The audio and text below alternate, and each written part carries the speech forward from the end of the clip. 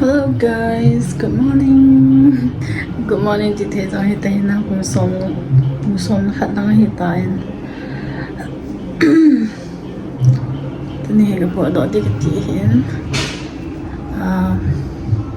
Sunday mà sáng cái bộ đi hiện na, hay là cho Sunday mà sáng cái tầm mùa hiện đến. Cái tầm mùa sáng cái bộ thấy ta lâu na. Thì cho nên tôi đi cái off lâu hiện. Hay là nó cho cái này nó cái mình đang nói là hiện thì mà hiện thiên gì Sunday mà sáng cái bộ lâu sẽ cho cái tầm lâu sáng cái mình làm cái na. So tôi nhà hiện nó bộ này này tiền na. Chỉ là cái bộ của này hiện. Tiếng lệ theo nhiều là để giống mình tên tiếng lệ thay kit là phần first Saturday Sunday Monday aku kapot do dio hin na Malaysia ka chi dio hin chi a chu kapot ta lo ding hi sa cha ka kapot ba na hin thil ya ni ma bi kala di ka ti hin bi hele tu ni ki man cha na ve ke na ti guys tai ka hong pa ti tai hin lại là bắt tàu thì nó yên để India ta không nghe guys để India mà không nào ta hi cái nào tên này ngõ hơn hiện na nào tên này có mà cái gì tiếng bằng tên ăn cái nhẹ thiếu nhẹ trái tiếng leo làm gần sự tiêu hầm cái gì nào cái này hiện hay cái sự tiêu hầm trong cái này sẽ là cái tôi cái kéo lên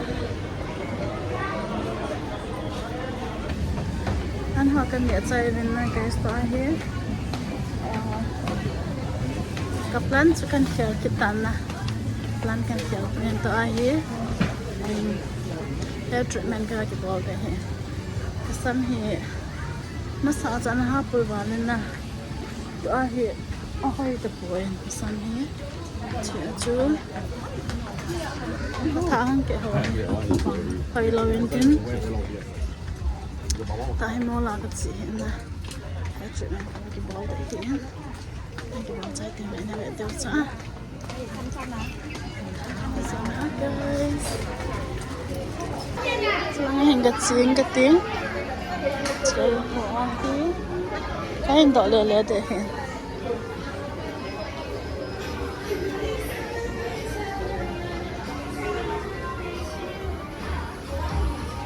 lắng nghe hair treatment bọn nó họ hiện nè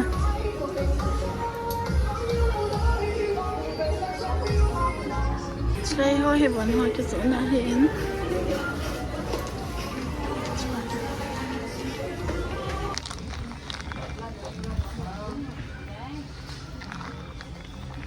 ai cái gì tôi không cái bàn để hiện càng cái bộ bàn để hiện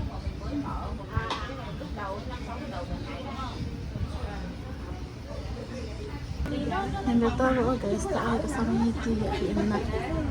tôi cho hiện thả cái hiện này chỉ anh để hay nhau xí chỉ chuyện này không có để hiện một lần lâu lắm không cái giấy phát tiền này anh dạy này là thiếu chắc mami cô mami hai gặp cậu đâu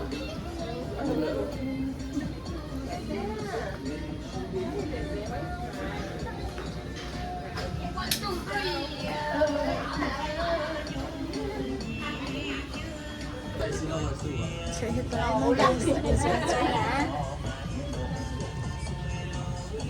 cả là chúng cậu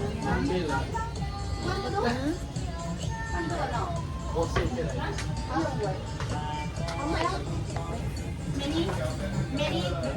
xin one side lâu lắm có làm không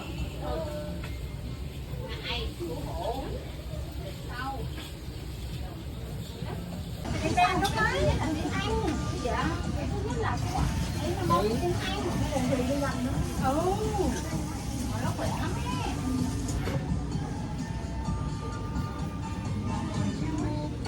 gam la ko na singkala nga kasam to kasam hin ba ka ubo guys sama pesan tu to ahir kak pe nai ke le di tai pe na in lang ka hong kile du tai kan sama je be kak tengah na sam hi hoye cho choi na na de mo kil kham bang a hoya sim kiel hi jela Singkin in kile du hi tan karna